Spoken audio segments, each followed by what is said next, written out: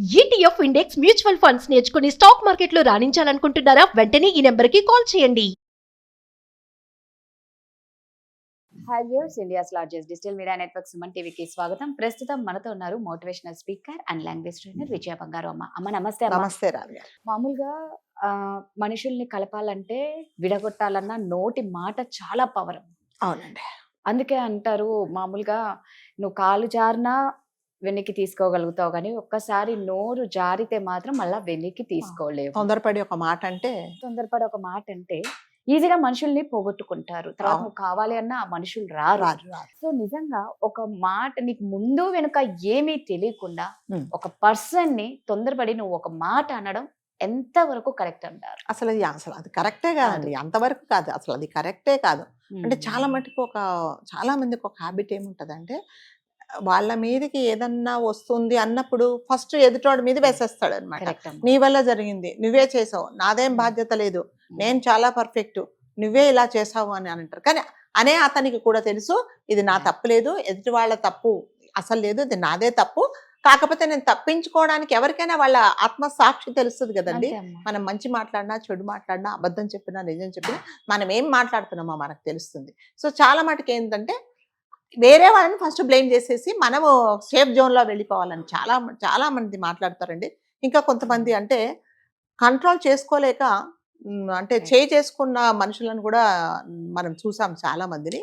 దాని తర్వాత తప్పు తెలుసుకొని అయ్యో సారీ అంటే నువ్వు నలుగురిలో ఒక మాట అనేసి అతను అంటే ఆమె కానీ అతను ఎవరైనా మాట అనిపించుకున్న వాళ్ళు ఎదుటి మనిషికి గౌరవం ఇచ్చారు, ఎప్పుడు అనలేదు, ఇలా అన్నాడు పోనీలే అంటే అన్నాడని వాళ్ళ పెద్ద మనసు చేసుకొని వాళ్ళు కామ్గా ఉండి వాళ్ళు ఎంత బాధపడింటారనేది ఎదుటి వాళ్ళు అర్థం చేసుకోవాలి. అర్థం చేసుకోకుండా ఎలా మాట్లాడతారంటే ఇష్టం వచ్చినట్టు మాట్లాడతారు అనమాట. మాట్లాడిన తర్వాత వాళ్ళకి తెలుస్తుంది ఇది తప్పు అని చెప్పేసి తర్వాత సారీ చెప్తే ఏంటి అంటారు కదా, నలుగురిలో మీరు ఒక చంపదెబ్బ కొట్టేసి ఇంటికి వచ్చిన తర్వాత సారీ అని చెప్తే మీకు దానివల్ల ఏం ఉపయోగం ఉండదు. సో ఎవరైనా సరేనండి మీరు అన్నట్టుగా కాలు జారితే మనం తీసుకోవచ్చు. ఒక మాట మన నోట్లో నుంచి బయటకు వచ్చింది అంటే దానివల్ల మళ్ళీ దాన్ని మీరు వెనక్కు తీసుకోలేరు. ఎన్నిసార్లు సారీ చెప్పినా కూడా మీరు అన్నప్పుడు అన్న వాళ్ళకి గుర్తుండదండి, అనిపించుకున్న వాళ్ళకి చాలా బాధగా ఉంటుంది. నేను మీకు ఒక చిన్న ఎగ్జాంపుల్ చెప్తాను. ఒక హాస్పిటల్లో ఒక తండ్రి ఒక కొడుకుని తీసుకొస్తాడు. అతడు చాలా యాక్సిడెంట్ అయిపోయి చాలా సివియర్ ఇంజరీస్ అయిపోయి ఇలా పట్టుకొని తీసుకొని వస్తారు హాస్పిటల్. అతను అంబులెన్స్లో తీసుకొచ్చి, మీకు తెలుసు కదా పేరెంట్స్ అందరు ఏడుస్తూ ఉంటారు, ఏమవుతుందో ఏమవుతుందో అని చెప్పి ఏడుస్తూ ఉంటే లోపలికి తీసుకెళ్ళిపోతారు. ఎమర్జెన్సీ వార్డులోకి తీసుకెళ్తే చెప్తాడు డాక్టర్ గారు ఎప్పుడు వస్తున్నారు అంటే, వస్తారు సార్ అంటే, మేము ఇక్కడ ప్రాణాలతో చచ్చిపోతుంటే మీ డాక్టర్కి అంత మాత్రం బాధ్యత లేదా, ఏమి లేదా, మీరేం హాస్పిటల్ అని. అది క్వైట్ కామన్, ఎవరైనా సరే అతని ప్లేస్లో మీరున్నా నేనున్నా మనం అలాగే మాట్లాడతాం. అంటే లేదు సార్ వచ్చేస్తున్నారు డాక్టర్ గారు ఇప్పుడే వచ్చేస్తారు. సరే ఒక 2 minutesకి వస్తాడు. అతను రాగానే ఈ పేరెంట్స్ అందరూ అతని మీద ఇట్లా పడిపోతారనమాట. ఏంటి మీకు బాధ్యత లేదా, మా వాడు చావు బతుకులలో ఉన్నాడు, మీకు అంత మాత్రం బాధ్యత లేదా, మీరు ఇంత లేటుగా వస్తారా, మేము ఎప్పుడు ఫోన్ చేశామంటే సరే మీరేం బాధపడకండి, మీ అబ్బాయిని నేను రక్షిస్తాను అంటే మీరు ఇలాగే చెప్తారండి. మీ డాక్టర్లకు మీకు ఎమోషన్స్ ఏమీ ఉండవు, మీరు ఇలాంటివి ఎన్నో చూస్తారు, మీకు కూడా పిల్లలు ఉంటే మీకు తెలుస్తుందని చాలా నానాక మాటలు మాట్లాడు. మీరు ఇప్పుడు నాతో మాట్లాడి మీరు టైం వేస్ట్ చేస్తే నేను లోపలికి వెళ్ళేసి వస్తానని చెప్పేసి వెళ్తాడు. వెళ్ళి అతన్ని చేయాల్సిన ట్రీట్మెంట్ అంతా చేసేసి అతను సేఫ్ అన్న తర్వాత బయటికి వెళ్ళిపోతాడు. గబగబా బయటకు వెళ్ళిపోతే మళ్ళీ అంటారు, ఈ డాక్టర్కి కొంచెమైనా కూడా మర్యాద లేదా, కనీసం మీ అబ్బాయి బాగున్నాడు సేఫ్ అని కూడా చెప్పకుండా ఎంత పొగరు అసలు, ఏం డాక్టర్ ఈ డాక్టర్ అని అరిస్తే అక్కడ నర్స్ చెప్తుంది, వాళ్ళ అబ్బాయి రోడ్ యాక్సిడెంట్లో చనిపోయాడండి, శ్మశానంలో ఉంది బాడీ, మేము ఫోన్ చేసేటప్పటికి ఆ శ్మశానంలో బాడీని వదిలేసి మీ అబ్బాయిని రక్షించడానికి వచ్చారు అని చెప్తాడనమాట.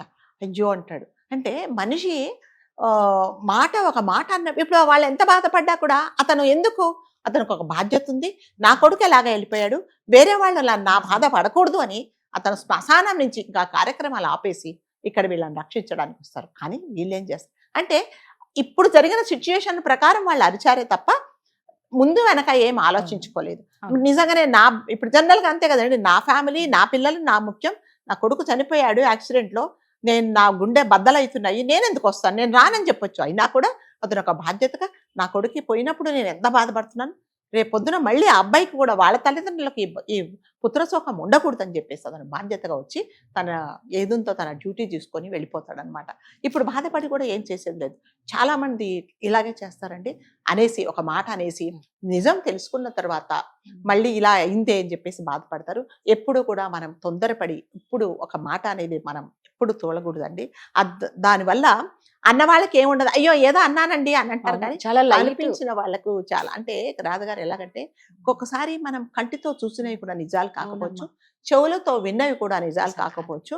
కాబట్టి మనం ఏంటంటే అది చూసి ఆ క్షణంలో మనం ఏదో మన ఎమోషన్స్ ను బయట చెప్పాలనుకునే బదులు ముందు వెనక ఆలోచించి అసలు ఎప్పుడు మాట్లాడన్న తను రాధగారు ఇవాళ ఒకరిని ఒక మాట అన్నారు, మీరు కెమెరామెన్తో అందరితో ఎంత బాగుంటారో మాకు తెలుసు.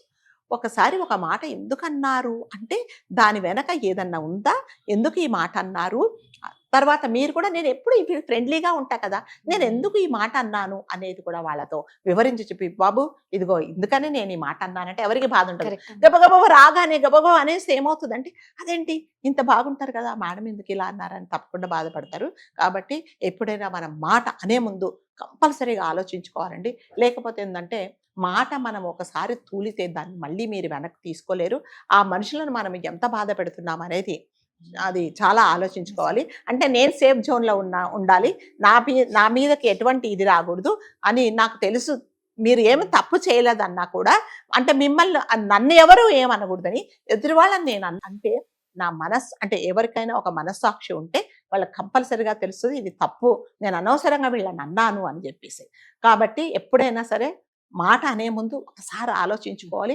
ఆ సిచ్యుయేషన్ ప్రకారం ఒకవేళ అలా అనాల్సి వస్తే కూడా అయ్యో నేను ఇలా అన్నానని మీరు రియలైజ్ అయ్యి అంటే కూడా కొంచెం సారీ చెప్పు. కొంతమంది ఏంటంటే తెలుసుకొని కూడా రాదుగారు, నేను చూసాను చాలా మంది తెలుసుకొని వాళ్ళ తప్పు ఏమి లేదు, నలుగురు చెప్పినా కూడా అన్నాను కదా ఇంకేంటి మళ్ళీ మనం సారీ చెప్పడం ఏంటనే వాళ్ళు కూడా చాలా మంది ఉంటారు. అది నిజంగా మానవత్వం అనిపించుకోదండి. కాబట్టి ఎప్పుడైనా సరే ఒక మాట అనే ముందు 100 సార్లు మనం ఆలోచించి ఇది కరెక్టే, ఇది నేను అన్నాను అంటే 100 మంది మిమ్మల్ని ఈ మాట ఎందుకు అన్నారు ఎవరు విన్నా కూడా కరెక్టే, అందుకనే ఆవిడ అన్నారు అనేసి అనుకుండేలాగా ఉండాలి తప్ప తొందరపడి మనం ఒక మాట అనడం మాత్రం ఇది చాలా తప్పండి. మాట అనే ముందు కంపల్సరీగా మనం ఆలోచించుకోవాల్సిన అవసరం అయితే ఉంటుంది. కరెక్ట్ అమ్మా, మీరు అన్నట్టు ఏంటంటే తొందరపడి మాట్లాడితే చెయ్యి లేసేది కూడా అందుకే. తొందరపడి ఏదన్నా అంటే కొట్టడం ఒకటి, అవును చంపడాలు కూడా అమ్మ చిన్న వాటికి చంపేస్తున్నా. ఎందుకంటే తొందరపడి ఒక ఇప్పుడు ట్రాఫిక్ లోనండి, ట్రాఫిక్ లో లైట్ పడుతుంటది పడుంటది, నేను వెళ్ళాలి మీరు వెళ్ళాలి, ఆ వెనక హార్న్ కొడుతూనే ఉంటారు. కోపంగా వెనక్కి ఇలా తిరుగు చూసాం అంటే మనకి నిజంగా ఇరిటేషన్ వస్తుంది. నాకు పర్పస్ఫుల్ గా నేను ట్రాఫిక్ లో నిలబడను, నాకు అక్కడ ట్రాఫిక్ లైట్ ఉండదు కాబట్టి నేను ఐ హావ్ టు వెయిట్. అది ఆలోచించకుండా వెనక ఏం కనబడట్లేదా వెళ్ళిపోండి, ఎలా వెళ్ళిపోతాడు వాడు, అప్పుడు కూడా కొట్టుకుంటారు. బండి మీద దిగేసి దనదన మనం కొట్టేసుకుంటారు.